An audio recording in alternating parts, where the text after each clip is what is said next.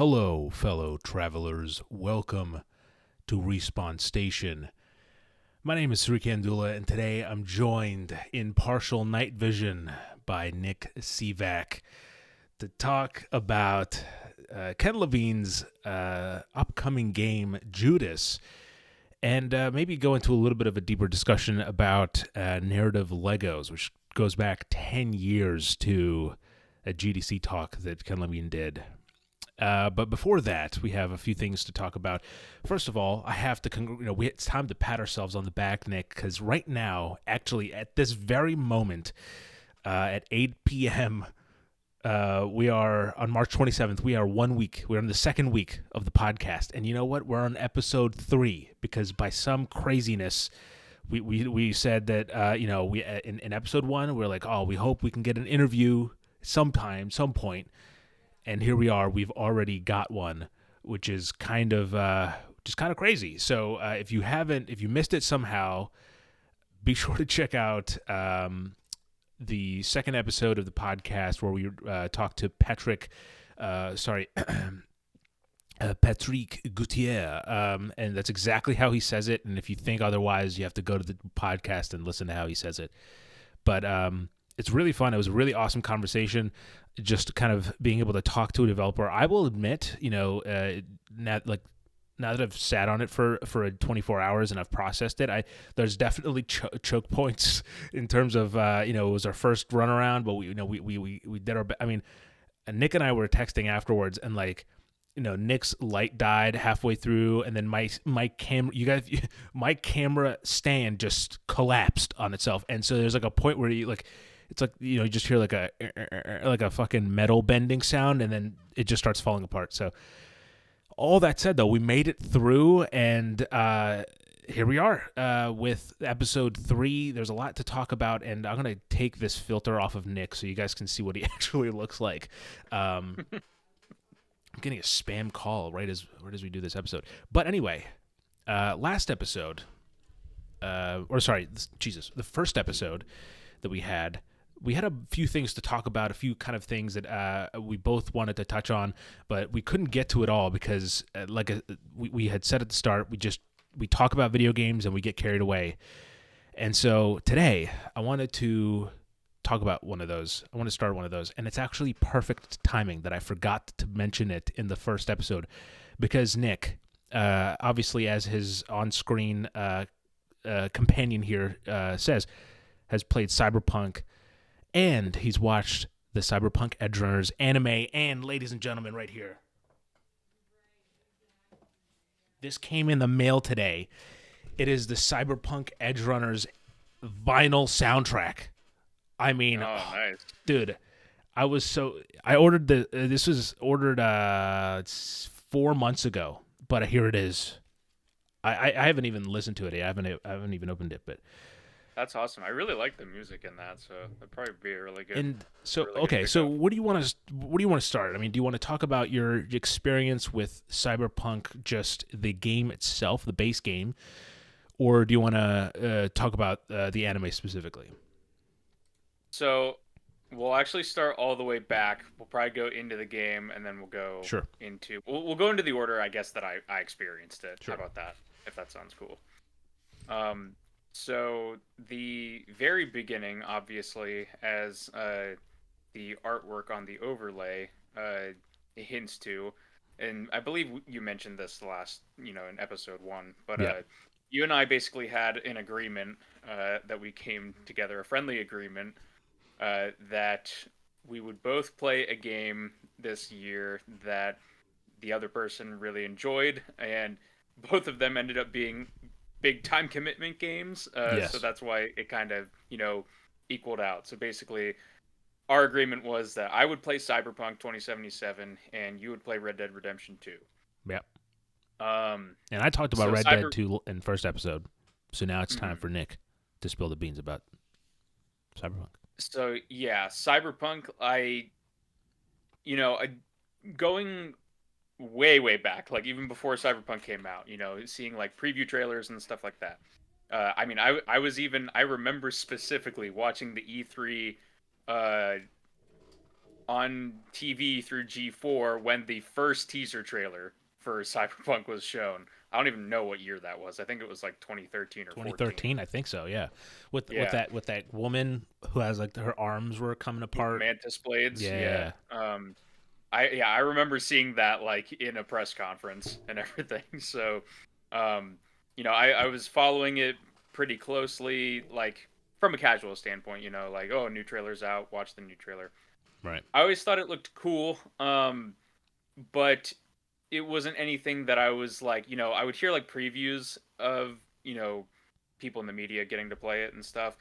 And like all of them were like talking it up like Life super changing. high. It's life Yeah, changing. life changing. And I was like, I don't know. Like, I mean, like, yes, it looks very good. And these are the type of games that I enjoy. So like, I'm not going to say that I wasn't excited for it or anything. But like, it was always something that was just kind of like, I was like, where is all this coming from? People Right. are saying it's like, And super incredible. I will agree with you that I didn't have like I haven't I don't know about you. I haven't played the Witcher games, any of them. I played like a little bit of the first one, and it to me very dated. You can tell, and so like I just didn't get into it. I didn't play much of it. But so for me, yeah, I was also like I didn't get why there was so much kind of fanfare behind CD Projekt Red. But there is like a tipping point for me. There's like a trailer that was like, all about Night City, and I think that's the one that really clicked for me. I was like, this is the playground that you get in this game. That's what's appealing. Mm-hmm.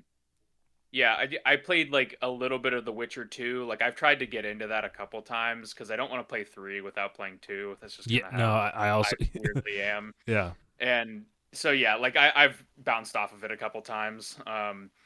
But yeah, like Cyberpunk was my first kind of like experience going in. Obviously, following all of the trailers and stuff like that, I mean, you couldn't get away from the buzz around launch or the, right. the colossal firestorm that ensued from that. Um, but that actually kind of, in a weird way, benefited me because as a physical collector, Best Buy, a Oh my God, you too? couple Yeah, months, couple months after it was like one that month. It was a launch, month it was $10 for a brand new copy, and I with was a like, steelbook. I actually didn't get a steelbook with mine, but Oh I did get the version that has the like postcards and all that, which I think most like new yeah. versions had. Um, but yeah, $10, and I was like, even if it's bad, like they'll probably patch it, and I can lose I will $10 say on this. one of the best things about this whole experience with CD Project Red and like kind of looking at the package and stuff, it has they put so much stuff in the package. Like in a time where I feel like everyone's kind of cutting back, like there's no physical shit. There's we're trying to get even like you buy a box and it sometimes doesn't even have a disc and it's just a code. During that time for CDPR to essentially put like a map of Night City, I think it was like some stickers or postcards, a little compendium I think or something like that. Like that was awesome. Just kind of a lot of bang for your buck. Hmm. Yeah, so I had that, and I was just sitting on it for a while because I was like, I'll wait for patches and play it later because there was plenty of other stuff that I was probably playing at the time when it came out. And the basically like I was like, keeping tabs on it. I saw that they were going to do a free next gen version, so I was like, oh, that's cool. Like I'll, probably wait for that because it'll probably run a lot better at that point anyway, even after patches and all that sort of stuff. I was trying to struggle to get And this copy out, but yeah. Go ahead. uh basically I waited until we had this agreement, and basically at the end of last year was when Phantom Liberty came out. Yeah. So it's like we have this big revitalization. Everybody's saying, Dude, oh, Cyberpunk's fixed. Like, I still uh, got the stickers in my book apparently. mhm. Go ahead. Yeah, I didn't take mine out at all. I It, didn't even realize. I'm weird with stickers where it's like I like getting them in different physical editions of games and stuff, but like I never use them. Right, It's right. like, See that's the thing for my like all the notes I take and stuff. I use like a book, and so I just stick them on there. mhm, That's where they all live. So now I got more stickers. Go ahead. nice. So yeah, revitalization. I heard Edge Runners was good, so I was like, why not? I paid $10 for Cyberpunk. I'll Yep. go ahead and get Liberty. It was also on sale, so surprisingly enough. So, like, after everything, like, I basically experienced everything of Cyberpunk for like $40. I Yeah. think. And I in the was like, course of like 3 months. yeah. So it was like that's value wise, I'd Yeah. say I got my money's worth out of it. Um, but yeah, I guess I can start with the actual game. Um, it I don't know if I texted you this or not, like while I was playing, but basically my overall thoughts on it come down to I enjoyed it about as much as I thought I was going to, which is you know I'm a big Bethesda fan. I'm a big like first person RPG kind of fan. Um, and it's a first person FPS action RPG kind of game in a very stylized open world. And so at a certain point, like I knew I was gonna like it, and it didn't really exceed my expectations in many ways. Um, Right. I really liked the way Night City looked and was laid out. While I was playing it, I was like, wow, this actually does like. Now I'm not a city person. I haven't been to many cities. Like Sure. in real life, I've been to New York a couple times, but it's like, you know, I'm not a city person, but like just walking around Night City, I was like, it was realistically dense and like designed, and it felt like there was a lot of thought put into how the city would be constructed in like Right. this future society. Like so many open world games we play, it's just like standard streets and stuff Yeah. like that. Which Yeah. which again, it's like there's nothing wrong with that, but like you know they do start to blend together after a while. But like even like the like LED crosswalks and Yeah, stuff, dude. like there was just like so many tiny details that I you know really came to like and enjoy about Night City. And then just like the rendering that they were Yeah. doing, like it just looked cool. Like And I the think one of lighting and the all that.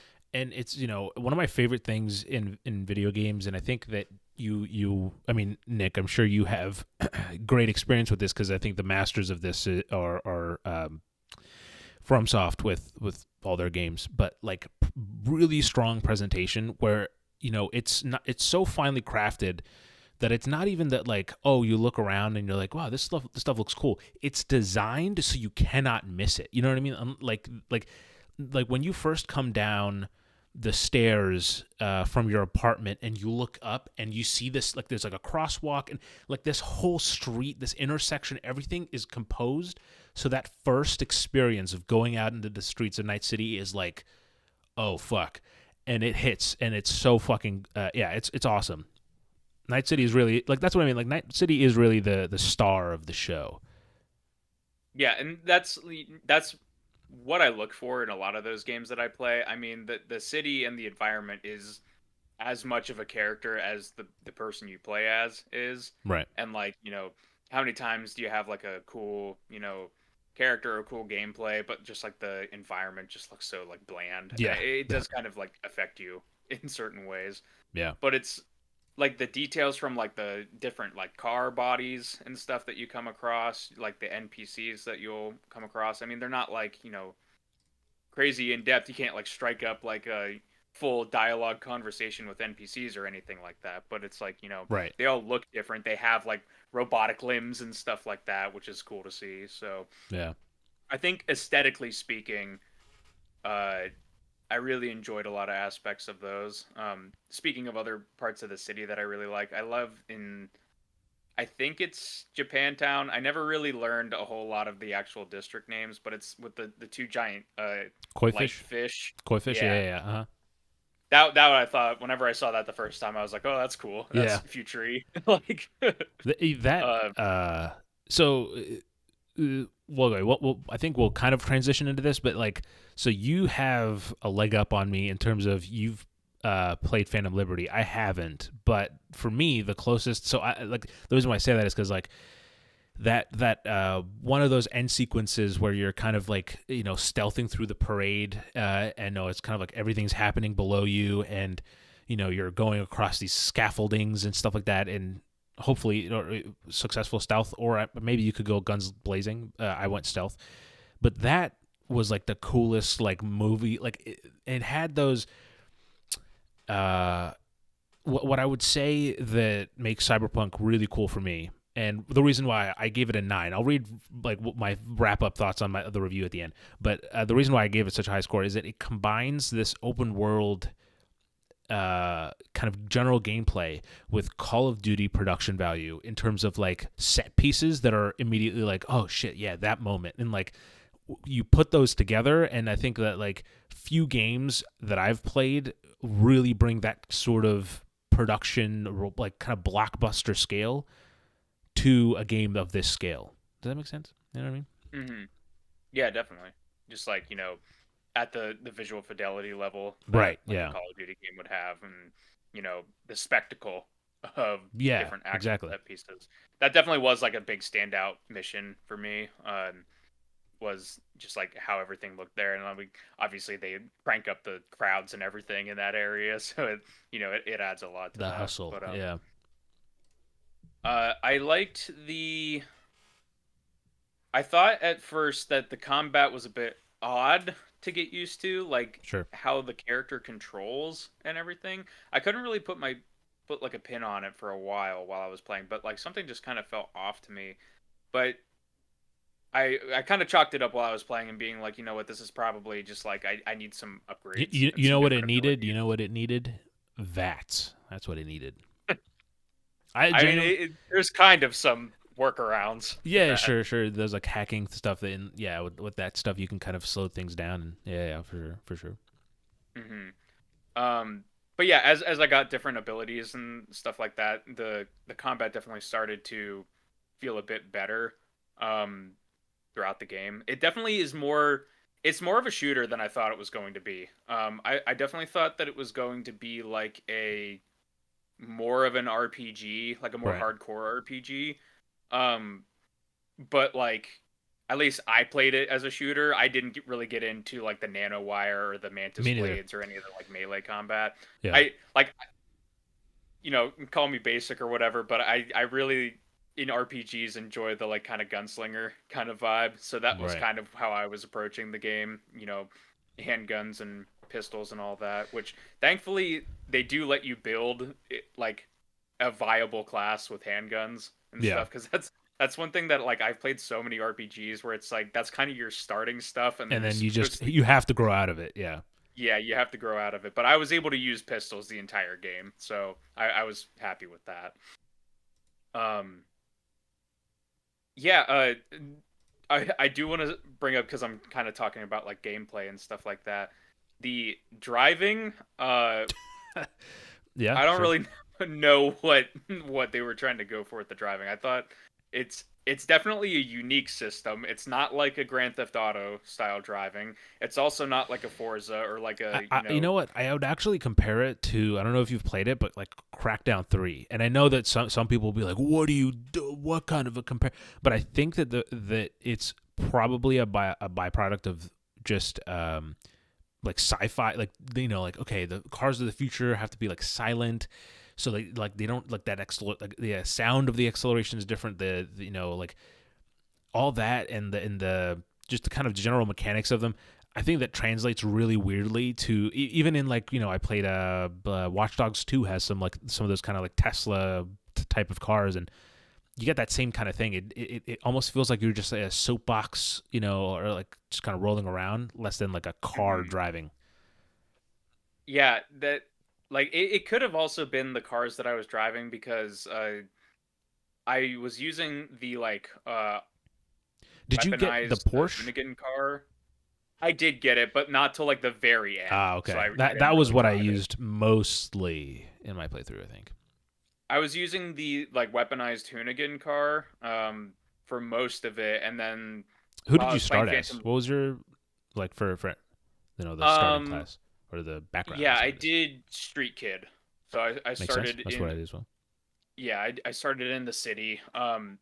The Corpo path seemed like the antithesis of what the game was about, so I didn't really want to go with that. And Yeah. then also just kind of the what are they called, the like roamer people, Nomads. um yeah, the nomads. Like I was just reading it and I was like, this kind of doesn't seem like something I want to do. So so my first playthrough I did in Street Kid, and then I started a second that I was streaming, and then I did actually to this channel when I was like this channel wasn't Respawn Station. It was just like me putting up random stuff I played. Back then, started a second playthrough of Cyberpunk that was Corpo, and it's interesting kind of seeing it's essentially like a prelude before you kind of get to that point where it's like that montage with you and Jackie. And I think Nomad is similar, but like Nomad I think even has like even a more significant prologue because like there's a whole part in the desert or something like that. But yeah, no, Street Kid's definitely like I feel like the cyberpunk way, you know what I mean? That's just what fits. so I don't know if you could answer this for me or not. Like I had heard a while ago that the life paths, like the starting things, it's kind of more like just the start that's kind of different, and then it kind of funnels you into a similar, you Yeah. know, So gameplay and story. yeah, it's yeah, no. Again, that Jackie montage is like the thing that like the rest of the game will be the same. It's just up to Okay. that point. But the thing that the obvious stuff, like the thing that changes is that like your interactions like so the one thing that I noticed, right? So I played Street Kid initially, and when you play a Street Kid, you if I remember correctly, you wake up with like at the bar and someone's saying something in like people are talking I think in like Spanish, and it says it initially in Spanish, and then it like kind of like does that digital thing, and then it's English. And that's because you're a Street Kid, you can understand what they're saying. So if you go as Corpo, that stuff doesn't translate. It's actually in the language that it's just written in the language. So stuff like that is different, and then also you get dialogue options, obviously, that are like Street Right. Kid or Corpo or Nomad. Mhm. So yeah, that was the one that I went with. Like I mentioned, building wise, like building a character and skills, like I kind of went with like the pistol kind of tree. Yeah, I went into like SMGs and assault rifle when I was doing other skills, sure. and I did a little bit of modifications with like the cyberware and stuff. I didn't do a whole lot. It was probably something that I could have like explored a little bit more, but like my head canon for my my V was that Sure. like he would upgrade to get tools to help, but he didn't want to go full on into like cyber psycho Right, mode and right. like completely deck himself out with everything. So it's like I got like the arm rocket launcher at one point. I got like a couple quick hacks that he would use, and the main things I got were from the skills, which were the double jump and the air dash.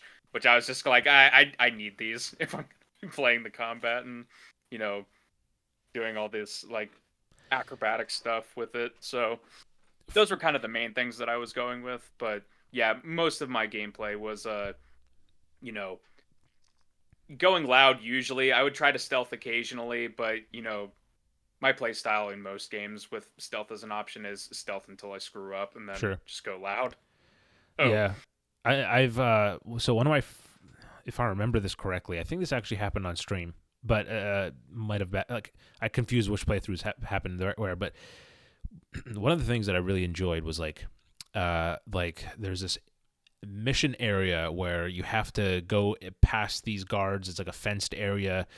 You have to go past the guards into this warehouse or something and hack into something. I don't know the specifics, but that happens.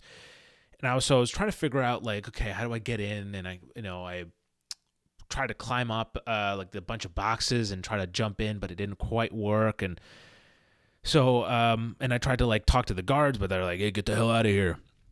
And then I realized that there's this occasionally there was these trucks that were coming in and like driving in. So I just hijacked one of those trucks, and then I got in and I just drove it in like normal. And then once I was inside, I stealthed it around.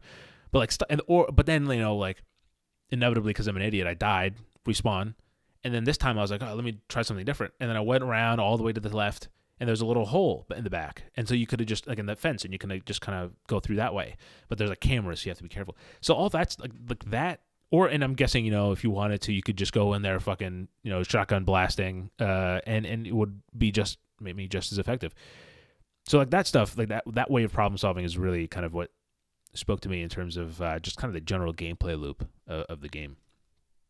Yeah, so actually, I know the mission that you're talking about, and I handled it completely differently, which I think, Oh, what did you speaks do? to what. Yeah, I know. I'm curious. Yeah, I was gonna say it kind of speaks to your point where it's like these kind of games are kind of designed to let you have multiple different ways. So what I ended up doing was at this point I had my double jump and air dash upgrades, Oh, and so the place where I'm guessing you drove your truck in, it's like kind of like a security yeah, gate yeah. kind of thing. Hmm. Um, I grabbed my car, drove it along the fence, jumped up on my car to get a little bit of extra height, and the double jump was just enough height to let me climb up on top Damn. of that gate. And then, it's a giant like parking lot or whatever before you get into that warehouse. And I did a double jump and an air dash. And the air dash I really like because instead of just being like a little air dash that like stops and drops you, it kind of launches you. So Ah, what I okay. did was like I was trying to spot all the guards I could, see like a path, and off to the one side where the warehouse was, like there was minimal guards basically. So I did my double jump and air dash and basically launched myself across the parking lot. Uh, Dodged like a couple of guards, was doing a couple other jumps. One of my favorite quick hacks was the disable security cameras. Oh yeah, So yeah, I use anytime I that was all the going by time. cameras, I was shutting them off. And then basically I was just kind of parkouring around trying to find a way, in like whether it was like a locked door or something like that. I found a rooftop off to the side that had an opening into the warehouse. Mm, I got in there, was on top of because there's like a bunch of shipping containers and crates right. inside, and I was like jumping on those. There was one guard sitting next to the place where you have to hack, and I think I either distracted him or was able to like jump behind him, Right. and he didn't really like recognize I was there. So I was able to hack it, and then if I remember right, I think they send more guards in or something like that. But I was basically able to retrace my steps out with my double jump and Right. dashes, and was able to get out without them knowing anything. So like That that's the yeah. kind of stuff that I love hearing when And I think we but just both of tackle us that in are two I mean, different we also ways. played Starfield kind of like simultaneously. I think quadrupled my runtime, but we still kind of had that initial kind of experience of going through, and I think we both play games similarly of like headcanon is a thing for us. Like we both have some sort of like character in mind, and we do that a little, maybe to a little bit of a more serious degree than other people might take it, but Mhm. that's the thing. Like that's the stuff that makes it so unique, and like why like Starfield being the example of like we had totally different characters, and the way we experience things are so totally different, and that's really what makes those games so fun. Is that like it's our story. We're playing the same game. We paid the same amount of money, but it's our story is kind of different than what we experience. Mhm. But Yeah. here, I'll say this is what back in July of. Okay, hold on. July of holy shit, 2022. Oh my god. That's when I played Cyberpunk 2077 entirely for the first time. I played it initially, and I guess this goes to show like the time that had passed because Cyberpunk had come out right when we were starting the site. It was like the inception, and I remember like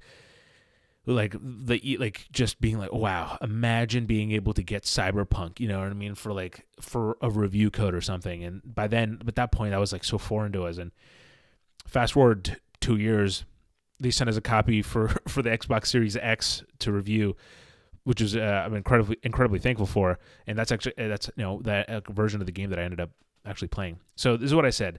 At the end of the day, what I'm trying to say is that Cyberpunk 2077 is still not without its flaws, but you shouldn't let that stop you from experiencing one of the best video games ever conceived. Night City is a stunning backdrop for the action, and whether you beeline it through the main story or take your time, it'll be a journey that very few games can get close to. I've played a lot of Cyberpunk games that I liked over the past few months, and this game feels like an amalgamation of all their best aspects. It's clearly ambitious, and perhaps too much so for its own good, but when it works, it's a sight to behold. And then, obviously, Cyberpunk is available on PS4, PS5, Xbox One, Xbox Series X, and PC.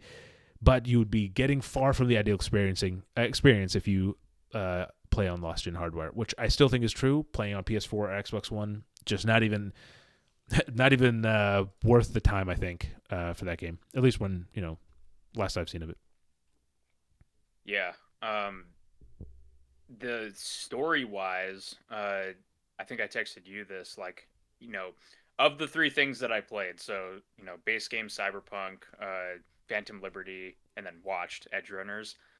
I think the base story is probably my least favorite of Sure. them. I'm like, I What won't can say you it's bad. describe? I'm just curious, like vaguely as possible, maybe what your ending was, because I haven't really talked to anyone about like what the ending of the game was, and like for me, I'll let you go first. I'll let you go first. Um, so I did two. I did the ending that becomes available via Phantom Liberty. Oh right, I did hear First, about that. and Sure, then I reloaded my save and did a base game ending. sure, Um, of the two, the Phantom Liberty one I liked more. sure. It was more impactful, and it actually gave me a moment that I was like, oh damn, when Okay, I was, sure. Now, okay, playing now through it. you got me excited. Okay, sure. The base game one that I did involved Johnny going to Arasaka, if that's vague enough. Okay, I see. Sure. Okay. Because based on how some of those interactions with Johnny Silverhand played out for me, Uh huh. like I did let him kind of Take take over. over in Sure. parts where he wanted to, and that kind of felt like the more, kind of appropriate thing. For And sure. also the Phantom Liberty ending, it's a bit more of like a, again, I don't want to say too much, but it's a bit of a like a slower, like, Yeah. conclusion. And the Johnny one sounded like it was going to be a big like firefight, and I was like, you know what, kind of contrast. Like Yeah. I'll Yeah. go do the big explosive one now. So yeah, I thought that ending was like fine, Right. but clearly the Phantom Liberty one, it has a bit more weight behind it, Yeah. and it was also a lot more unexpected. So I think that's kind of why I liked that one a bit more. The ending I had, and it was essentially me and the partner in the game that I had, which in my first playthrough was Pan Am, and it was us leaving the city. And I have to say, it was like one of the thing I really wanted was like inside, like and this the similar thing I do in kind of any game that I play that's like this, and I did a similar thing in Starfield, where I like to have endings that like feel like like the bow has been wrapped. And so I was like, after all the things that my character had gone through, and obviously consequently me having played that character, and I was like, I need just like, I think this is the natural choice. And I remember being so just like at peace at that moment when the characters are like, I was like, oh my God, this is like all of my troubles, all that fucking pain, all that came to here. And it was a beautiful culmination. So I think that's one of the reasons why the game really hit home with me. That ending just worked. And I don't know if it was like, just that time in my life that I was just like, this feels like the thing that needs to happen, or what, but yeah, Yeah, because like overall with the story, like I drew a lot of comparisons to Grand Theft Auto when I was playing it. Like I don't sure, know if that's like unfounded or whatever. Like to me, it feels like a Bethesda style RPG mixed with a Grand Theft Auto game, because like yeah, you are kind of like this like criminal mercenary type that is working with other shady people. I mean, basically everybody in the world is shady in this world. They kind of go out of their way to paint that picture that there's very very few like good people in yeah, this kind of circumstance. But um, a lot of the sort of like gameplay you get into is doing jobs for people and all that, so it was a lot of comparisons to GTA for me in that regard. yeah, But just like a lot of the moments throughout the game, like it has those moments, it has those set pieces and those cool missions, but it felt like a lot of the moments didn't have as much impact to me. um That does change with Phantom Liberty, though. I do think the narrative in Phantom Liberty, it did give me those moments that I was kind of wishing that the base game had, Sure. both from gameplay and from story. Like How there's is Idris Elba's performance? I'm just curious. Yeah. very good. I mean, I think That you man. can look at the trailers or whatever, and you know that he's kind of gonna steal the screen when he's on there. Um, that's not to diminish Keanu Reeves or either of the V voice performers, Sure. because you know they get a lot of screen time together. Yeah. So there's definitely a lot I of thought back and forth. Keanu just disappeared into that role for me. I didn't really like. Maybe it was just me. I didn't really see Keanu Reeves. I was like Johnny. That is Johnny Silverhand. Because I mean, it's so like fucking punk and like it so leans into that kind of characteristics. And so yeah, it was just kind of fun seeing him just be fucking crazy and anti-establishment, but also like not know what the fuck he's doing. Yeah, it's a good time. I think the other thing too to actually praise CD Projekt Red about with the handling of Keanu and Johnny Silverhand is that both him and Idris Elba, they don't feel like the typical celebrity casts in games where it's like you can tell they cost like a shitload of money, and so Yeah, their voice lines are very limited. They might only be in like a couple scenes or whatever. Like they are heavily prominently featured right, in right. They're the not just game. cameos. They're characters in the actual They game. are they're real roles for Yeah, these games. So I do think they deserve a little bit of a credit for that. But yeah, Idris Elba is really good. You do make like actual choices in Phantom Liberty, which I like. You make a choice about like what ending you want and like choices about your character and stuff in the base game. But I struggle to remember like a definitive like this is a tough choice you need to sure. make right now. Yeah, And Phantom Liberty has like a couple of those, and it also tells this really kind of like more of a what's the word? Kind of like a mystery, kind of like it's definitely a more of spy like thriller is what comes to mind for me. From the yeah, initial teasers. yeah. It definitely has that. It has layers and angles and stuff, and you know you have to make some calls that are not easy, and Right. it's also not easy when you have the like little bar ticking down and it's that very telltale The style fucking thing where it's like you need to make a anxiety-inducing call. bars and Like yeah, yeah, so I really like that. Just to talk a little bit more about Phantom Liberty, Dogtown is a really cool like oh sure, additional area to the game. It's a lot more run down than other parts of the city right, where it's like it looks like kind of clean in some of these areas, but like Dogtown, it's like it's very much cut off from the right. rest of the city.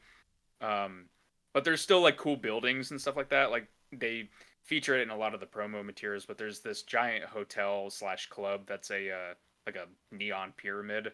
That's a really standout location for me. Hmm.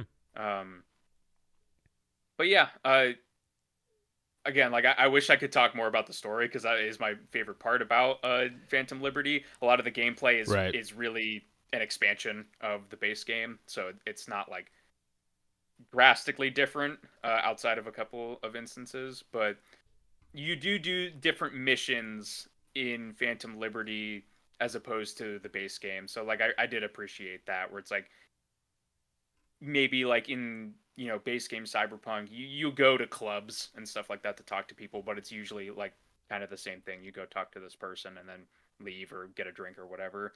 Yeah. Whereas in this one, there's like you know a big like gala party, and so you're kind of like schmoozing with people while also gathering intel while you're there. So you're like doing different things Right. in Right. kind of similar settings. But yeah, Phantom Liberty was a lot of fun. You know, It did. Oh, so go go ahead. ahead. Well, no, no, go ahead, go ahead. I'll let you finish your thought about Phantom Liberty. I was just gonna say it does lead you in linearly for a little bit for like the first like mission or two, and then at a certain point you get access to go back to Night City and you can go in and Between them. out. Oh, So okay, cool. it kind of like nestles itself in there and lets you just kind of explore it and interact with it at your own pace, which I also kind of liked. rather than it being like a thing where it's like you need to hit this part of the game and then you can go to this other place. Go to Completely this island or something, Yeah. Yeah, for like 5 hours and then come back and try to like reacclimate yourself. Right. No, so I was gonna say we talked about the notoriously bad launch, which got the game removed from the PlayStation Store, and recently, what I think we've come to notice is that Cyberpunk, and I think it's a testament to CDPR's work on it, is a rare game that didn't just make a comeback, didn't just get a second wind. If anything, it had a second wind, because back when back in 2022, when I wrote the review, a little bit soon after that, we had the anime Edge Runners that come out, and alongside the anime, they also released a Edge Runners update, which added a bunch of stuff that kind of ties in the anime to the game a little bit more. And so, Nick, we're now 40 minutes into our episode, and so it's time to talk about. I knew we were going to talk about this. This is the expectation going in. So let's talk about Edge Runners. It's a 10 episode, 22 minutes, I think, roughly each episode. Anime from Studio Trigger, who previously made something like Kill la Kill, I believe, and among others. And this was just kind of, I wouldn't say it's a sudden drop. There was definitely a build up to it, but it was just kind of came out casually, pretty without much fanfare, I guess. And then it ended up just, for that week, 2 weeks, it was like what everyone talked about, because it not only had the anime circle, but it also had the gamer circle. So it was like everyone was like, "Did you talk about Cyberpunk Edge Runners?" Mm-hmm. So what'd you think? 10 episodes in, or 10 episodes later?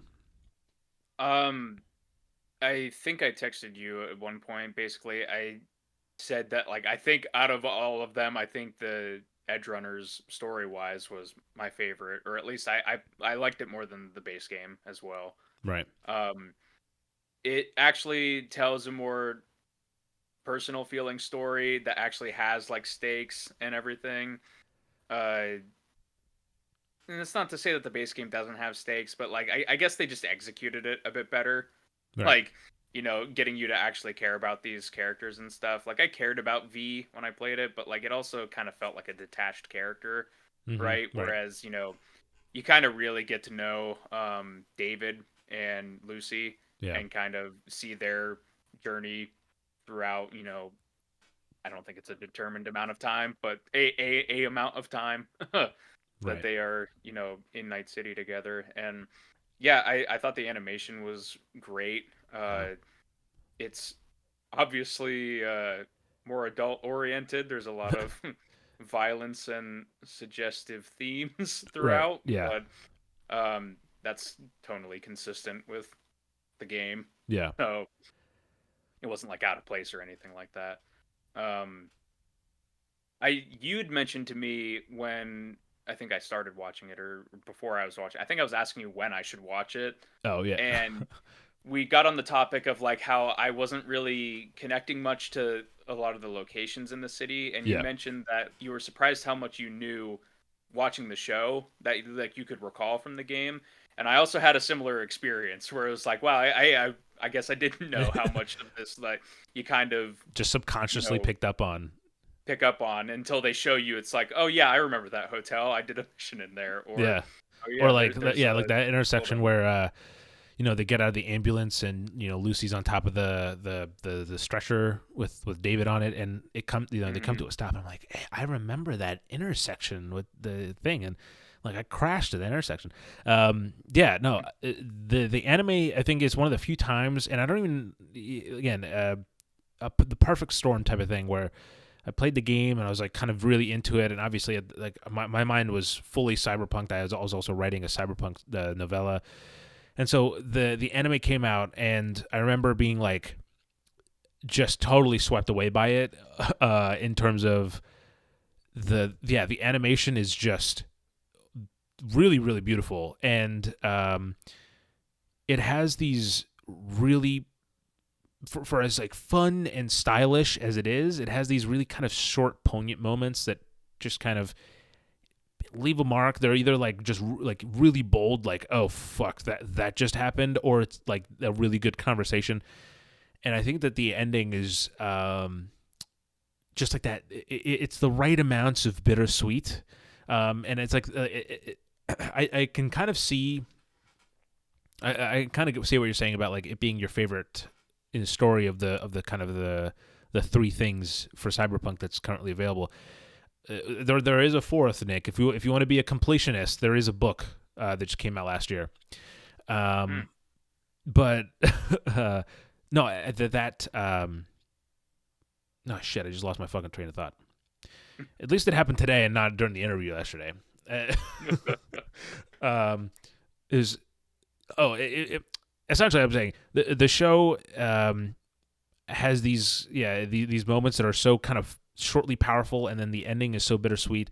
It really captures there we go, I'm back on. It captures the kind of what at its core what cyberpunk genre is, and like that's that kind of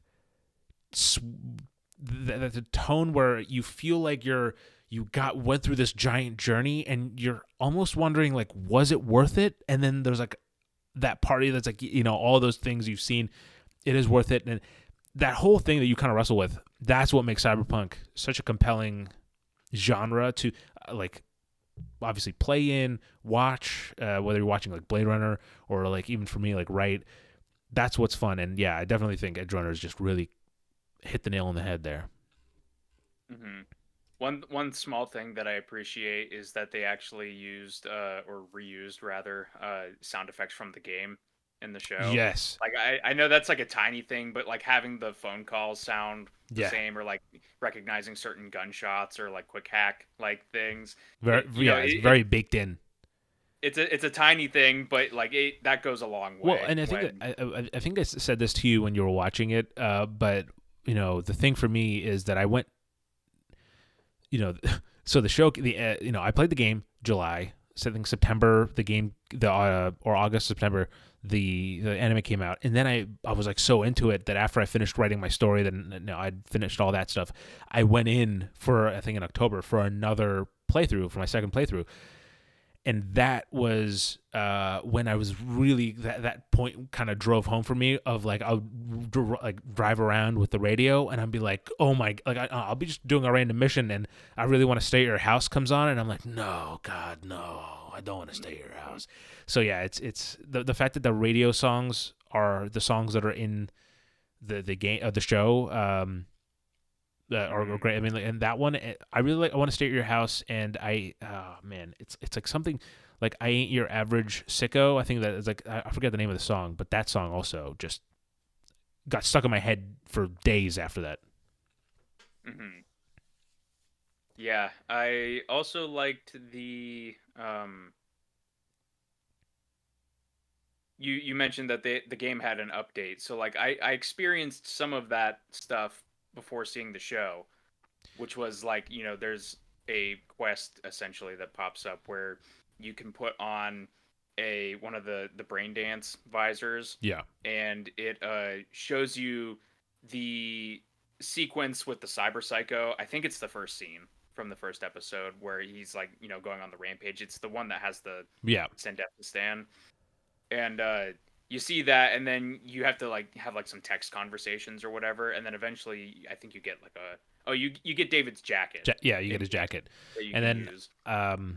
There's also there's a shotgun. I forget her name now, but the short girl, her shotgun.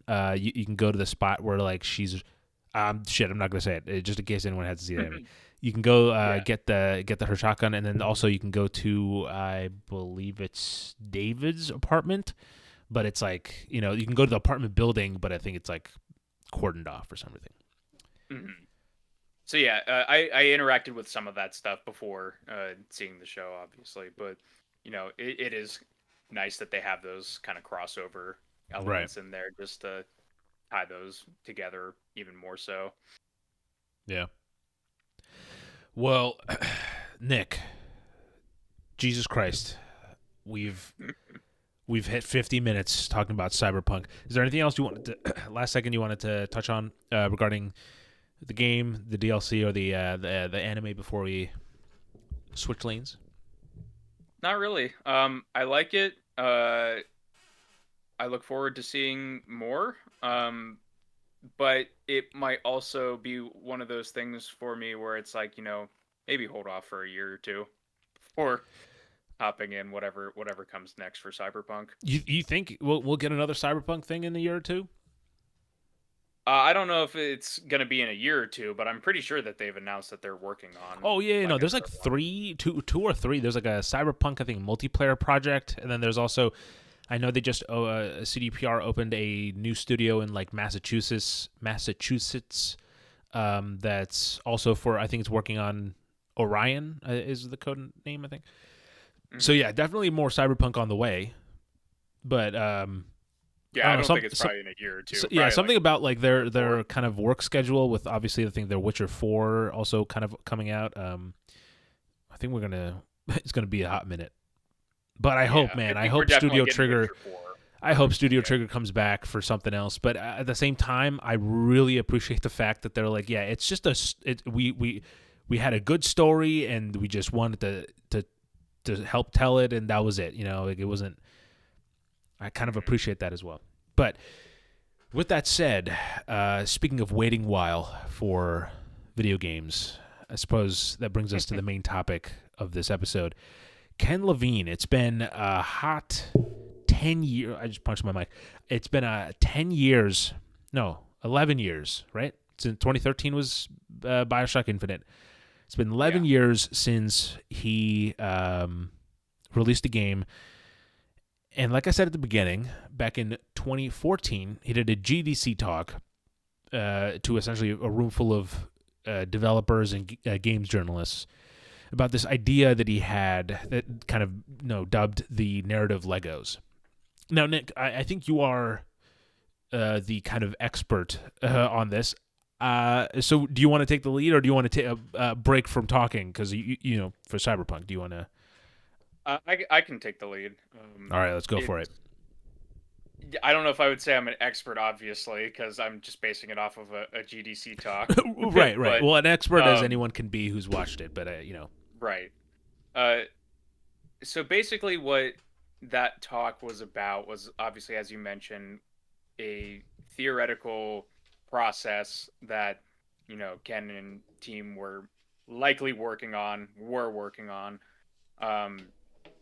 He stresses at many points in that talk that it's like, this isn't directly confirming features for a game or whatever. Like, it was a theoretical talk about, how do we go about making meaningfully replayable narrative was kind of the core philosophy behind player driven replayable narrative, right? Yep.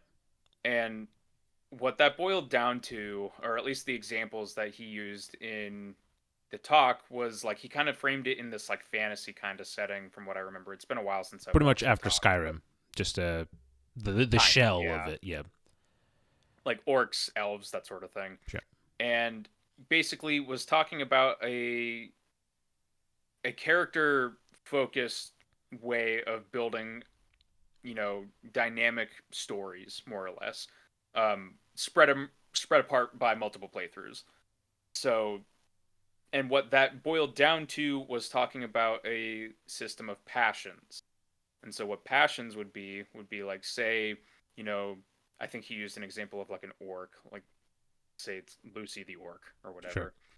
Basically, they, as the developers, would come up with a list of passions. So it'd be like, and these characters would have like 3 passions. So let's say Lucy the orc, likes chocolate, hates elves, and, only uses swords in combat. That would be like what defined that character for like a given playthrough.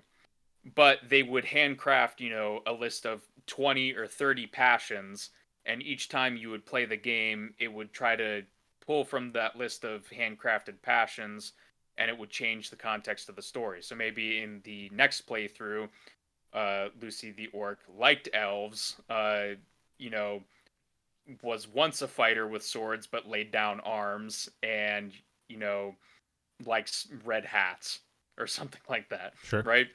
So it was something to dynamically change the story in more meaningful ways than a lot of other games were really attempting at the time, Yeah. if that makes sense. And in the years since that GDC talk, obviously, like Ken's had a couple of interviews and stuff, and that talk gets brought up a lot, and it's getting brought up again Again. with these talks about Judas. And people had asked, like, is there any games that are playing with these ideas that you kind of put forth in that talk? And I remember the one that he mentioned being close, but really not close, would have been the Nemesis system From from the Shadow Middle of Earth Mordor. games, Yeah. where, like, you have this dynamic story that's kind of evolving based on your actions, who you go to attack, who you ignore at these times when they pop back up. So that was something that was, one team was trying, but there still aren't many teams, going kind of for this meaningfully replayable narrative. I mean, Right. we have games that are replayable, like you can play as a different class, or you can choose, Different the choices. third dialogue option or whatever. But Which is I kind of what think, we're just talking about with Cyberpunk. That is yeah, that kind of game. and I think what we're getting at with that is, like, that's a specific type of game, a specific construction of Sure. game. But then you look at something like BioShock, which it feels like it's a actual, directed and Yeah. paced out narrative.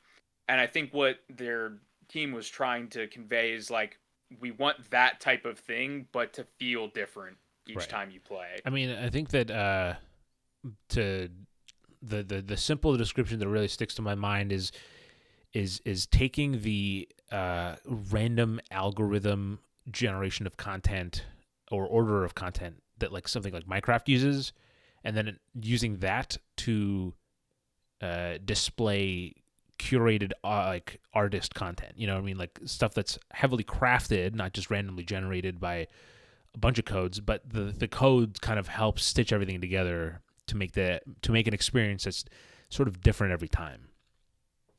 Yeah, so real quick, we should divert for a second just to say, obviously, we're talking about Judas, that we did at the front, um, which is the new game from Ken after all this, and Team Ghost Story Games, former Irrational Games developers, that are, that's their new game, their new project, where they're trying to tackle these kind of, you know, gameplay systems. And Yeah. recently there were some previews, not previews, sorry. I was Pre-previews. watching a couple of them, and they were saying these are not previews because the game is still very Yeah. much being built. Um, but we're getting some information and some talks basically about it.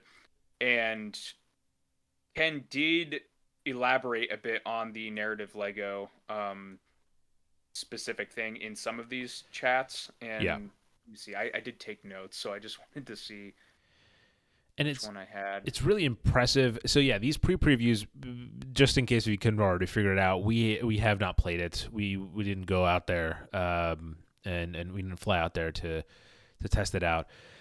But I think we've both kind of absorbed a lot of content about Judas since these kind of, I don't even know what you call them, I'll just stick with calling it pre-previews, since they came out. And I think that the thing that really surprised me about this whole thing is that, one, I went into this as someone who's not a huge fan of procedurally generated content. For some reason, there's like, it's some part of me that's just like, I get, procedural generated content doesn't, I don't know. I've always shied away. I don't know if I can necessarily put into words. Maybe I can if we sit here for like a 2-hour therapy session. But yeah, I wasn't a huge fan. But coming out of this, I am really impressed with what the Ghost Story Games team has done.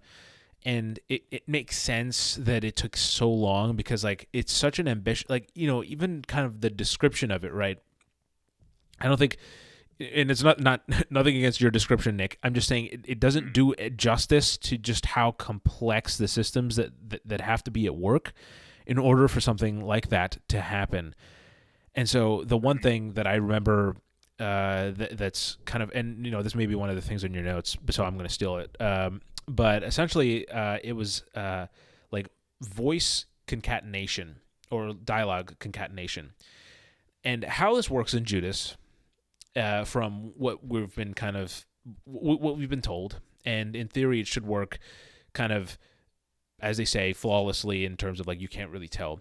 But you know, going off of Nick's example of Lucy, you know, Lucy really likes red hats, and you know, if you end up like, you know, destroying, I'm making just totally out the ass examples, but just to give you an idea, if you know you destroy a red hat, Lucy will be mad at you. Now usually in games where like that's not a new feature, in games they'll just kind of record a line, and you know it'll be a fully delivered line and it'll have emotion. It's like, I can't believe you destroyed the red hat, and it's simple, but it gets the thing, like, you know, you in a weird like I don't even know if the Pavlovian way really counts, but like essentially like it's your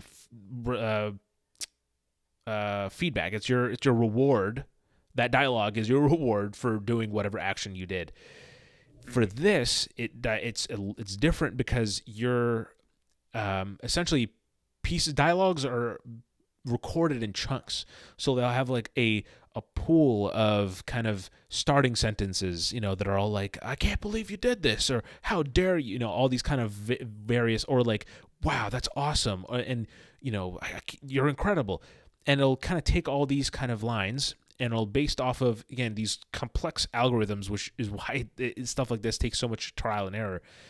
It says, okay, they did this, the player met these kind of requirements, and so we'll stitch this dialogue together, and we'll have the character say it out loud, and it essentially creates kind of custom dialogue based on what you're playing and how you're playing, which is kind of crazy and like super like complex, but and really kind of interesting if it does work as I think it's kind of advertised to be, if it is as is.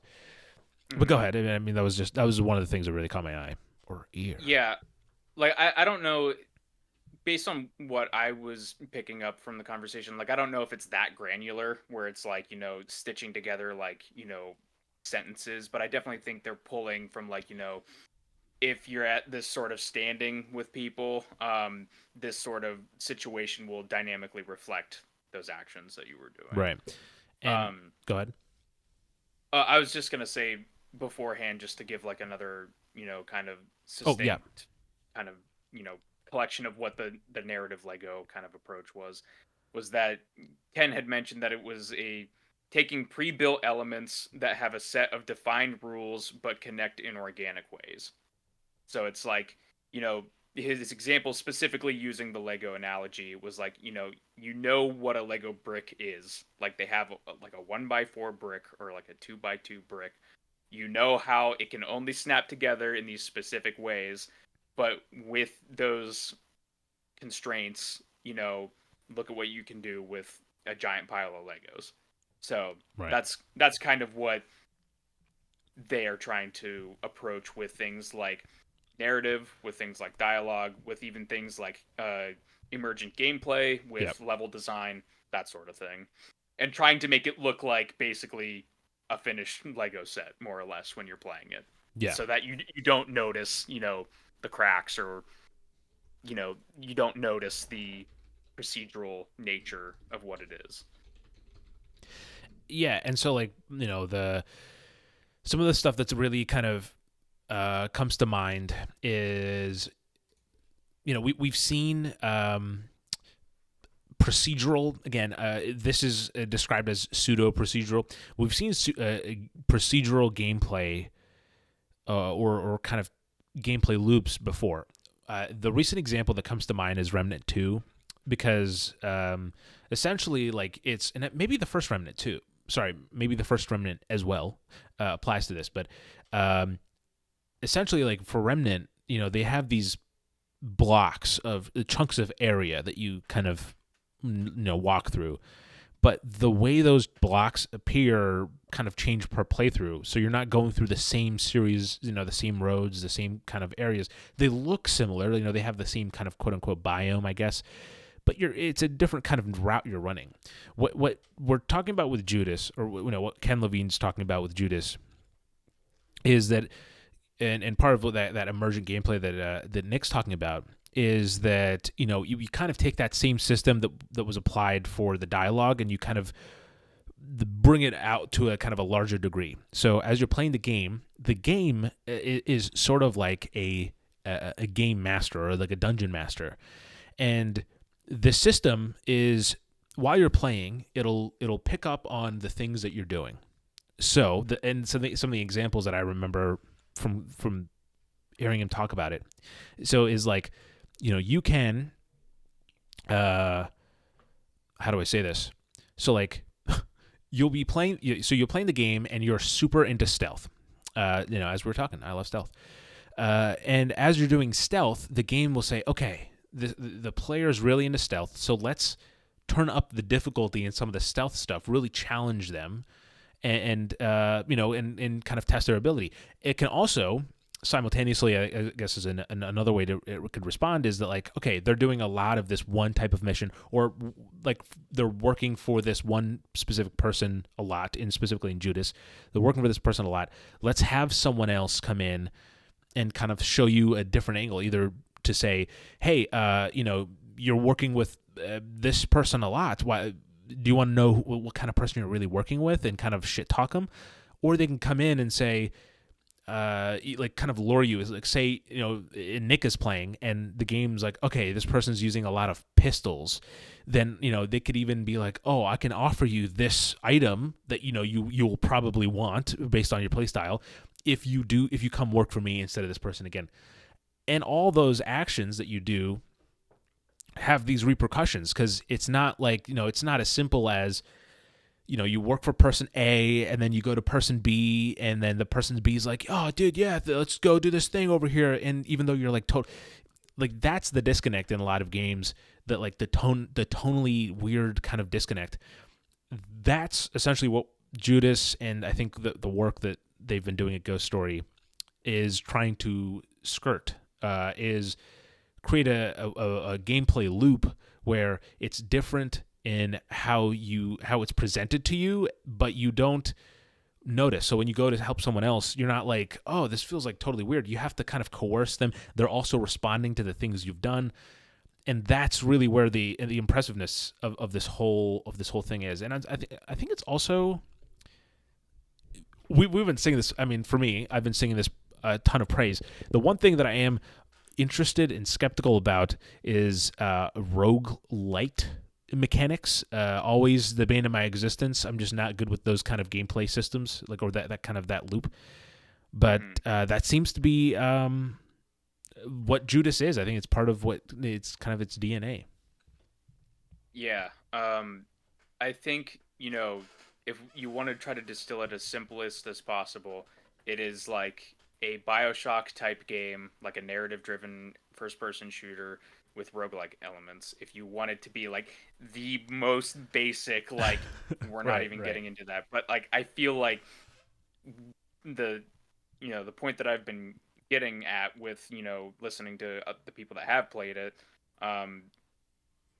that doesn't really get to the core of what's interesting about this game, because there's not really any other direct comparisons that we can really make to know other games that are out right now. And I think that's what's most exciting about it. I mean, I'm personally a BioShock and a Ken Levine fan. Sri, have you played BioShock?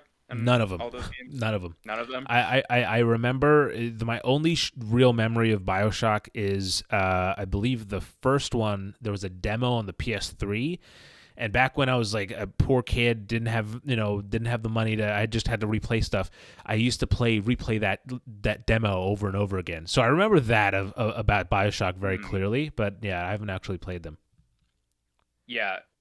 So this is like, just to frame also part of my conversation here, is that this is my most anticipated game out of AAA right now. Right. Like I always play a lot of stuff that's older, and I always look to the future, and I always have games on like a list that like I'm keeping an eye on, and Yeah. this is probably the next like big one that I've had my eye on for a while. Right. And so that is going to color some of my perceptions with the game, but it's everything that we're hearing, like it sounds like it's exactly what I would want out of a game like this. Yeah. And also at the same time, the takeaway that I've gotten from a lot of the interviews and stuff is that the people that have played it were surprised that they couldn't really tell when the procedural stuff started coming in and when it was more bespoke, like crafted segments, Right. or like crafted like narrative segments, because Yeah. the beginning of the game is like pretty linear. He did say that the Act 2 is really where the game's proceduralness opens up. Act 1, the opening and stuff, pretty kind of set in stone, but that sort of makes sense in terms of just kind of how you tell a story. You want to have a solid opening, and then you can kind of open up the game mechanics for people to kind of mess around with. But no, I do agree. So while obviously I understand how important the game is for you in terms of like being Ken Levine, even for me, I think it's just really crazy that 10 years have gone by, and you said that this is your one of the most anticipated AAA games that you're looking forward to. What's really surprising is that this is sort of like a game that has been in development for 10 years, and it's under Take-Two's publishing, or I guess it's also, I think they're also like a self-published, but there's like Take-Two kind of is their kind of umbrella. But either way, it's crazy that Take-Two has funded them for this long.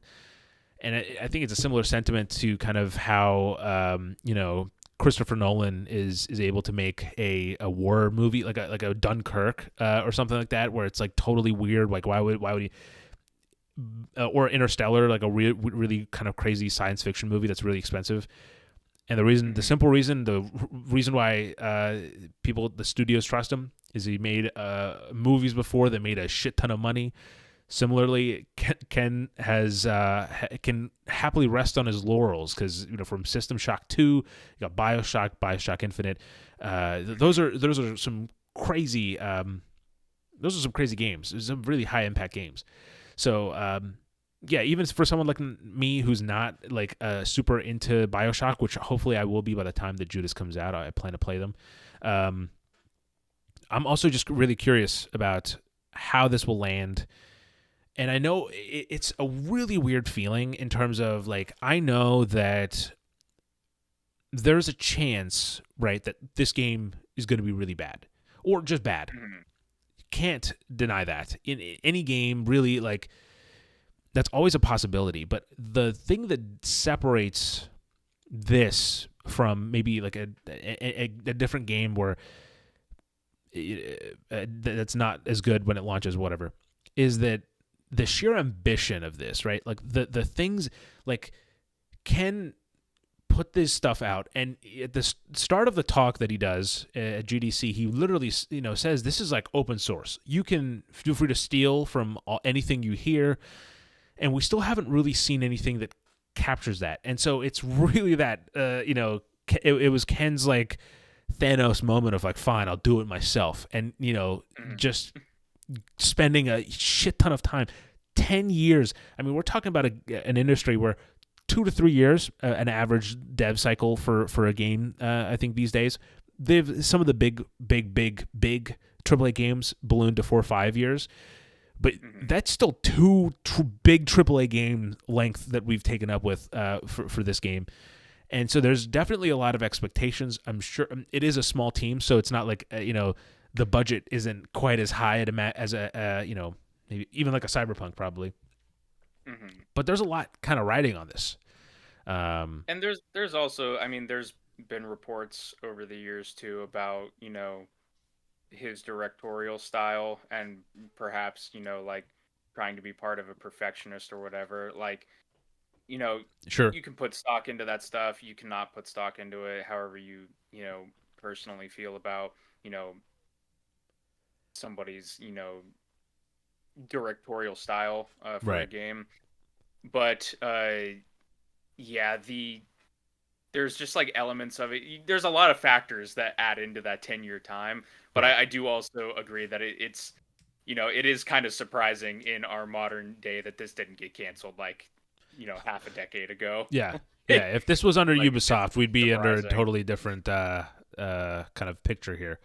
But Yeah. and I guess with that kind of notion too that talking about these kind of big AAA games that are coming out, Judas is also still. I mean, from what we're talking about, there's actually not a solid release date. It's I think 2025 is like that's what we can expect realistically. I don't think that Hmm. it you seem very hesitant to lock in a 2024 release date to any degree of confidence.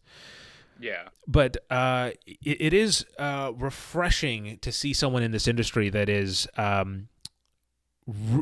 entirely true, like has a style that's entirely them. You know what I mean? And we see this in film a lot. You look at a Wes Anderson movie and you're like, oh, that's a Wes Anderson movie. You could look at a Zack Snyder movie, Christopher Nolan movie, and to a certain degree, you know who that person is, and a lot of people refer to them as auteurs.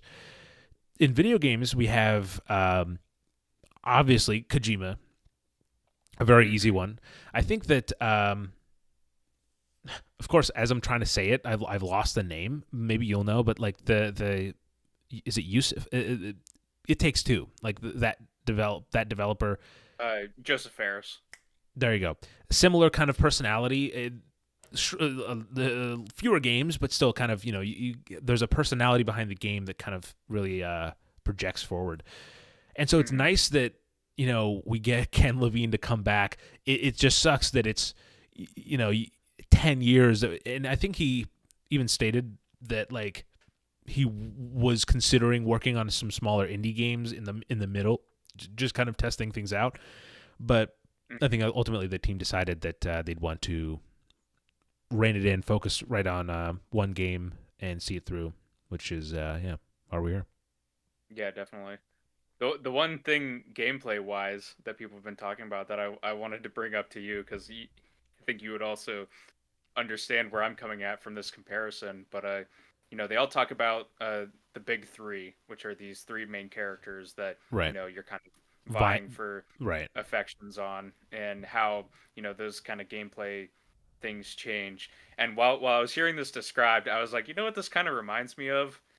This kind of reminds me of if this actually works out how they're describing, and it sounds like it is, a better way to handle the Mafia 3 uh, kind of situation where, Damn. Wow. you have the three mob bosses that you're trying to go between, but like that doesn't ever really manifest in a very significant way. Yeah. Whereas this is like, this sounds like what I feel like they were kind of trying to aspire towards with that system. And Right. I just Right. wanted to run through a couple of the things that I like because, like, you were talking Yeah. about like Yeah. stealth earlier, and how if you're playing stealth, the game's gonna react to that and like offer you different rewards and stuff. The thing that really fascinated me was the sabotaging that can happen because there's if you're doing a job for this one character, as you mentioned earlier, like they'll start like throwing shade and stuff like that, but if it gets to a certain point, they can actually start affecting your gameplay as well. And they have like footage in here of one of the characters locking a door in your path on a quest like for one of the other characters, and it's like, well, gee, do I come back later? Maybe is there a different way around this that I can work around? They also talked about in stealth how like one of the characters might appear and just kind of call out your spot and be like, hey, they're over there, like good luck with that. And there was also like a situation where they were talking about how in combat they needed to go use a health station, and one of the characters just like shut it off. And it's like that sort of stuff. That sounds like that's gonna create a lot of fun interactions and a lot of cool water cooler moments, which I know he mentioned in one of the interviews that I watched, where it's like that's kind of what they're going for. Right. And that sort of stuff, like, it happened with Baldur's Gate 3, it happens with, Zelda, it happens with these like big games where, it happens with Cyberpunk, where, you and I, we're going to go handle things differently and Yeah. we're going to have these stories to tell. And I think that's what excites me the most, where it's like, on this side, I'm going to get a really interesting story set in a really cool looking and unique world with like a really unique tone. And B, I'm going to have these awesome, you know, unique to me gameplay moments where it's, I was sneaking through this area and a robot just like came out of nowhere, but then my ally, they got my back, they turned off the robot and I was able to get through, Sure. Right. unscathed. Like Yeah. these are the kind of things that when I hear about that, it's like that sounds extremely exciting to me, and why And like I'm excited. only now that you've described it in that way that that it kind of this I made this connection, but it sort of feels it to again a much more complex and higher degree. But I don't know if you've played Deathloop, but that kind of where Hmm. you're in you have a mission, you're focused on something, and then there's a almost like a third party that can always it's a random element of chaos that always exists that makes things a little bit more fun. I think Deathloop might be a little bit more scripted, but there is also kind of a level of randomization Hmm. to it. Unfortunately, I've never beat it. I played like for 5 hours. It's scripted, but if you enable the multiplayer component, then it has that like Dark Souls-esque invasion Oh, other system, people and can come in and that puts oh, in interesting. your uh what was the word you said, chaos, your chaos factor. Right. Well, yeah, but I thought that was similar. And also, there's again, speaking of procedural, I think that there's a game called Enshrouded that we had talked about on the site, but also kind of uses the similar stuff. I'm hopefully get to that soon. Um, oh, I guess. Well, once we're done talking about Judas, we can kind of transition into what we're playing because I realized we didn't actually kind of really talk about it. If there was anything else that you were kind of playing, but go ahead. Anything else on Judas? Um, yeah, just like some other like quick things was Yeah, just go for that it. they've definitely been talking about, for the people that have played BioShock, it is like a narrative shooter kind of, more linear experience. Those games, they're about like that 10 to 15 hour mark for a lot of games, and it seems like this game is going to be a lot bigger than that. You Yeah, know, nobody is committing to the term open world, and it doesn't sound like it's an open world game, but yeah. I would not be surprised if like a single playthrough of this is probably like 20 to 30 hours. Like, again, that's based off nothing. That is just a pure The conjecture on my I was part, I but was listening to the Friends Per Second podcast. There you go, free plug. The next one's you got to pay for. But they had asked Ken about like if they were willing to put a time on it, like how long to beat, and Ken, expertly with I don't know if it's PR training, but essentially weaseled out of it by saying that they played 5 hours of the game at the pre-preview event, and that they barely scratched the surface. Now, granted, what does scratch the surface mean? How does that mean? Like it's a 50-hour game and you've only scratched a small portion. We don't know, mhm, but it's definitely not going to be a 10, 11, 12 hour, 10 to 15 hour linear game like I think the BioShock games have been so far. right. So yeah, that was something that I wanted to mention, and also that there's a big theme of automation uh, in the game. Like there's robot enemies throughout the ship, and they're really playing with those kind Yeah, of these themes. oh man, what they called automatons. Yeah, these automatons that are just kind of that Hmm. are they very much so remind me of Wall-E, like those, that future and Wall-E where they're all like kind of, it's like that kind of like convenience is what essentially humankind has evolved to at this point in this narrative, in this utopia. But yeah. Yeah, and they have like really interesting enemy types, which I mean that's kind of a hallmark of those BioShock games also. But I did just want to highlight one that's going to be my absolute Can I nightmare, say? which is Can we both say at the same time? I have one too. if it's the same one, yeah. Okay. All right. Ready? 3, 2, 1. The dentist chair. Dentist chair. Oh yeah, there you go. Yeah. That shit freaked me the fuck out. I mean, like, especially the head flopping over and yeah. I'm already like, that's like, a big sore spot for me is like dental stuff and teeth. Yeah. And it's like just thinking about that coming after me is going to be like, that's going to keep me up at night. Yeah, no. Yeah, definitely. 2 years ago, this is a story that I shared over on our Chumbag HQ, but I had my tooth pulled out and the anesthesia didn't kick in. So I just had it was just torture. So yeah, definitely like the teeth work, dentistry, not my favorite, which is clearly what they're capitalizing on. Because the idea is that this automaton exists that does your teeth. It just goes around and does teeth, fixes teeth, and for people, and then it goes fucking ape shit. So there it is. It's just I have to say though, body, like in the chair, like it's like, oh my god. Yeah, and because the chair gets up and the dead body just does that, and then you can see the actual chair has like a fucking mask and yeah, it's really good. It's really good design. And as a side note, I will say that I didn't curse much in the first 2 episodes, and in this one I've let it loose. So I think Ken would be proud. I think he's also. I don't think he also holds back on his curses. Sailor mouth. Exactly.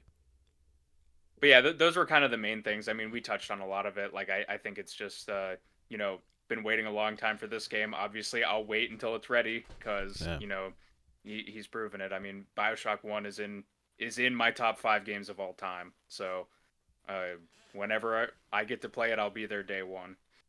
I will say it is funny that we both kind of went in saying, "Oh, what is the thing that the enemy, the automaton that really fucked with us?" And we both said the same thing because there's a chance that one of us would have said like, "Oh, the choo-choo train that with like the things on it, yeah, like that one really fucked with me." The dinosaur cat or the horse. The horse with the fucking what is he? The shotgun, the horse with the shotgun. Yeah. I'm gonna dream about that in my nightmares. But with that said, Judas still at least a year away. In the meantime, Nick, what are you playing? Because I know there's one game. There's a few games I know you're playing that you're juggling, which honestly I can't do. I don't know how you're doing it. Every time I pick up a game that I'm halfway through and I'm like kind of switch back for, I'm like, what are the controls for these games? So, what have you been playing? You can. I know there's 2 that I know that I want you to talk about. So I'll start you off with the fallout of it all. Yeah. Obviously, I'm a big Fallout fan, and I'm very much looking forward to the TV show here, about 2 weeks out. Yep. So just counting the days at this point. But when I say I'm a Fallout fan, that's more so coming from the Bethesda era of Fallout, the 3D Fallouts. Right. Fallout 3 I played when I was in high school, middle school, whenever, and that's when I really fell in love with the series. I've tried to play the original game a couple times, but it's just always been kind of like too archaic for me to get into. But because the first game is set in California and the TV show is set in California, I was like, all right, like I need to get this lore. Like I need to know these Easter eggs that they're going to be pulling from in the TV show. So I finally sat down and I got through the first Fallout game. I've started 2, but I've only played like an hour of it. So, I don't have much to say about 2. But Fallout 1 is, it's old. It came out the year that I was born, which was 1997. Yep. And I know, hopefully developers of the original Fallout hear that and have a panic attack saying that. No. But it's fascinating to see how much of the original design ethos and stuff that has carried over to the 3D games from the original. I mean, you have like perks and stuff like that, and the way that your character levels up that are pretty similar. Yeah. Like they're just kind of carried over. There's Yeah. some unique perks and stuff which are fun to see because it's like, oh yeah, that's not in the newer games Hmm. and that sort of thing. But like you have the Brotherhood of Steel, you have mutants, you have raiders, you have all these different factions and all this visual stuff that, like, obviously the game looks like really old. It's like an isometric turn-based RPG. Like, it's very different from the newer games, but stylistically, like, so much has been carried forward. And I will say that it took me longer than most games to acclimate myself to how to play it. It took me maybe about like 10 hours, but once I Jesus. hit that 10-hour How, mark, how long are you in now? uh I finished the game around 20 hours, which is Oh, a okay. bit Okay. longer than Sure. I think it's supposed to. Like, if you look it up on how long to beat, like, I think it's around that ballpark, Sure. but um yeah, like, it took me a while just to get how that game works, but once I did understand like how to navigate around and how combat works and all this other stuff, I started having a lot more fun with it. Right. Um it is a game that was developed in a relatively short amount of time by a small Small team team. in Right. the 90s. So it is pretty buggy, and I had a lot of issues with, like, I would go talk to this character, leave the area, and then decide I would want to go back to the area I was at, and it's like, that area's locked out. You shouldn't have left. Yeah. Like, Yeah. so there's some stuff like that that I kind of screwed up with throughout my playthrough, but for the most part, it's once I transitioned my brain to get acclimated to the game, like, I had a lot of fun, and I was like, you know what, I wasn't sure if I was gonna hop into Fallout 2 or not because it is a longer game than Fallout 1, Right. but I was like, I'm kind of used to it now. Now's the time where I should probably just hop in and give it a Right. try anyway. This I'm very jealous of you because you've been managed to clear quite a few games this year. I was on a hot streak. I right off the bat I beat Far Cry 3 this year, and then I beat Old Blood, and then it was like I got COVID, and then it, like, all systems shut down. I went on a vacation, fell behind on a respawn station. All that said, I'm finally getting back into the things. I originally dubbed this year the year of backlogs. We're into March, or we're almost into April, to be honest, and I've played 2 games. So I need to maybe the year of backlog needs to get delayed in a incredibly, I guess, fitting fashion. But I am starting to play through a few more games. One that both Fallout games, the originals, I've been wanting to check out, but I know that, see, your determination to go through 10 hours before it clicks, I don't know if I don't know if that'll be there for me, especially for those kind of games. I feel like I'm just really stupid when it comes to those kind of games. Same. That's part of that 10 hours is overcoming that, like, factor about how you're playing it. And then, but I also want to go back, and I like Fallout 4. I actually want to finish. That's one of the big things. I'm a big player of video games, but I don't always get to finish them. So it's like a process for me to actually, be like, okay, I need to commit to this, and I need to finish this game. So, with that said, the one game that I'll tease that I just got a code for a game that I'm very excited to check out, and you'll hear about that next week. But in the meantime, if you want to see what we're playing, you can head on over to our GG. Nick and I both use it. You can go to ggapp.io, and that goes to the website. Follow. Mine's SDSK. Nick's, do you have your? I don't know what mine is. And it's like, letterboxed for video games. And I'd love, I'm gonna say this out there, Nick, because like the universe has been pretty nice to us so far. I would love, it's another like a small project someone's working on, that whole app and that whole website. I'd love to get Charles, I believe Watson. I'd love to get Charles Watson on the show to talk a little bit about that app. So Charles, the universe has gotten it. All right. So what's yours? It's Nick Sivak. There it is, Nick Sivak. SDSK Nick Sivak, go ahead and follow us. You can see what kind of games we're playing. I will say that I often use it to be like, oh, Nick is playing this game now. But with that said, teasing my game that I'll talk about next week aside, Nick, there is one game that is, I think, will kind of transition actually into the last part of the show, which is the inbox, where, of course, I go through some of the games that are coming in through our regular, the press release churn, and highlight some things that were that piqued our interest. So there's one game. It's a co-op action roguelike that is called Sworn. It's from let's see here. I've just lost the developer's name. It is from Woodland Games, and it's published by Team 17 Digital. Now, just yesterday, the game went into an open play test. So if you go on Steam, you can request access, and until the 31st of March, so until the end of the week, you can go in and play. But Nick actually got early access a little bit to play it. So Nick, how was Sworn? You played an hour and a half or so of it, you said, or something like that? Yeah, I played about an hour and a half. Probably going to play a little bit more here over the coming days. Yeah, and I do plan on joining you because the open playtest now. Yeah, absolutely. It is a roguelike action game with co-op, like you mentioned. It's the easiest point of comparison I can make is that it's like Hades, but with like Arthurian legend. So it's like Knights of the Round Table and stuff like that. You have a couple different characters you can choose to play.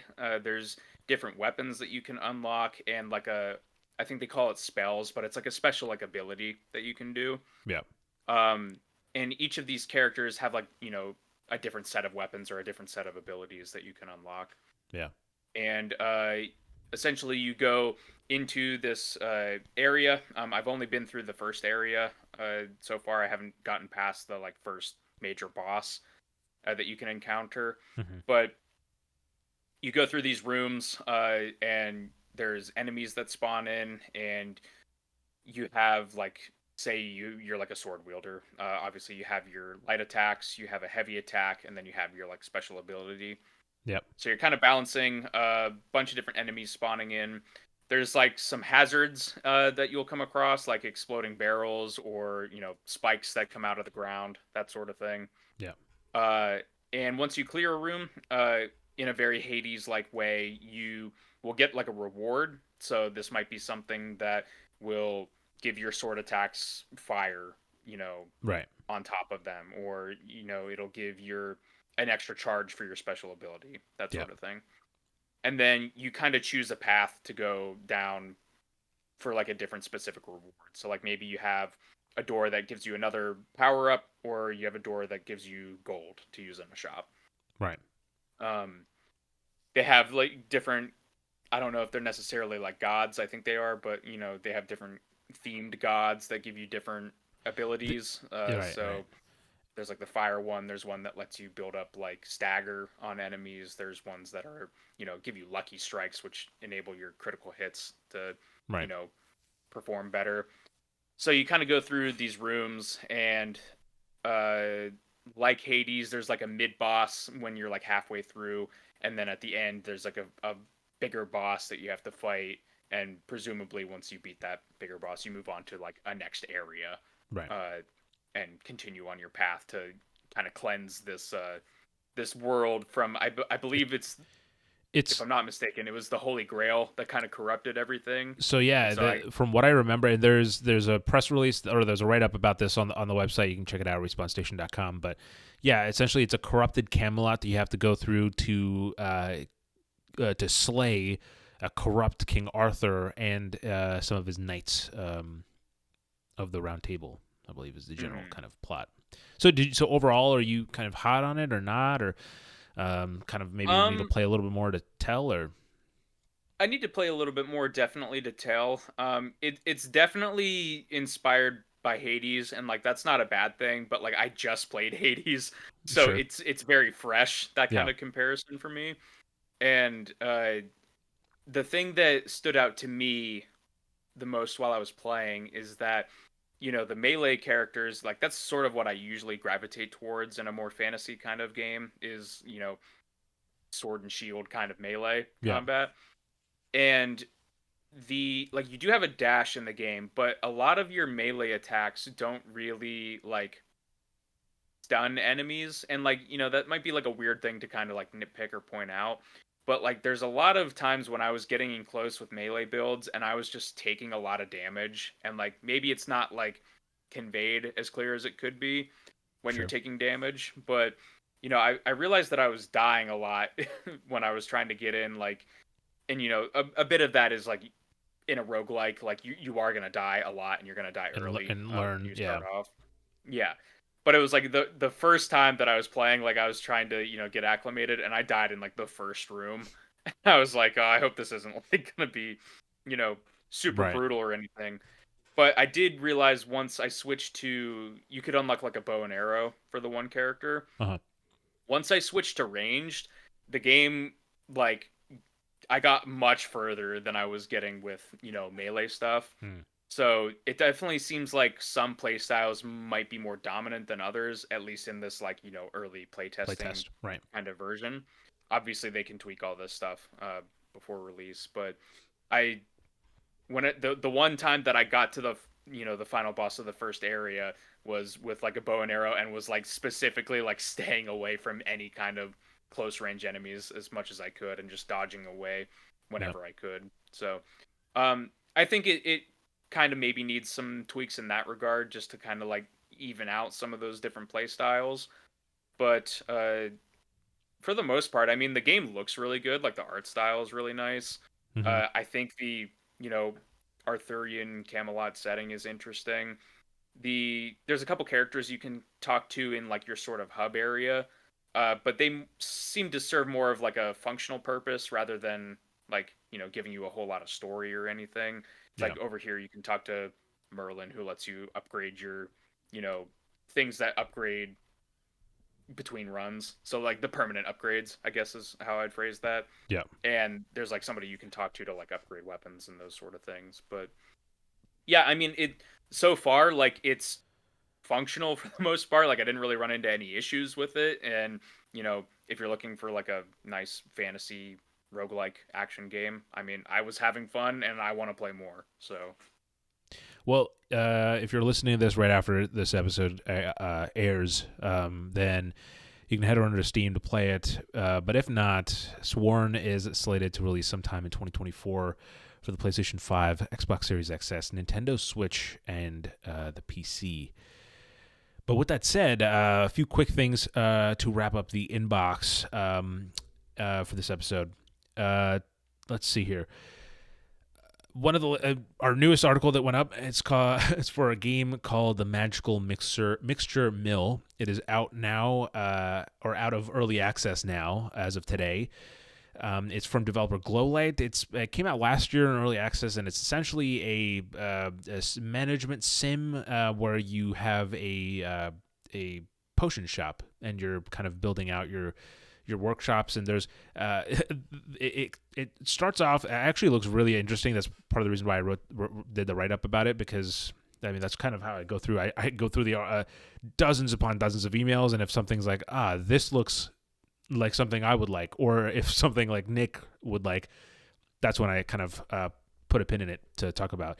So yeah, this one looks interesting. It's like I said, it's just gone into 1.0, and so if you want to check it out, until April 4th, it has a introductory sale, so you can kind of get some money off of the $20 price tag initially if you want to check it out. But it's kind of a cozy game with just kind of a lighthearted vibe, so check it out if you're interested in those kind of management sims. Tomorrow, there is an article already scheduled. Actually, no, there's one more game that I want to talk about today. And Nick, I'm curious to see your thoughts on it. So if you have anywhere to look up at the game as I'm talking, it's called Terra Memoria. That's TERRA space MEMORIA. It's out now. Now, Terra Memoria it says join 6 friends on a quest through an HD 2D world of magic and mystery. It's a cute and cozy turn-based RPG. It gives me a lot of that Square Octopath Traveler, kind of that sort of style and vibe. It's from a French developer, and it is Steam Deck optimized. So if that isn't enough to kind of tell you all you need to know, then I don't know what is. But the synopsis here, I'll say the synopsis. A shortage of magic crystals and the sudden awakening of ancient robots pushes 6 new friends into a crazy investigation through Terra, a whimsical and cozy world combining 3D graphics and pixel art. Players control all party members as each embarks on their own story and brings their unique skills to the table, and they engage in Terra Memoria's turn-based combat. So there you go, available now from developer Moutarde and publisher Dear Villagers. What do you think? Nice. Did you take a look at it? Yeah, I just pulled up the trailer and some screenshots.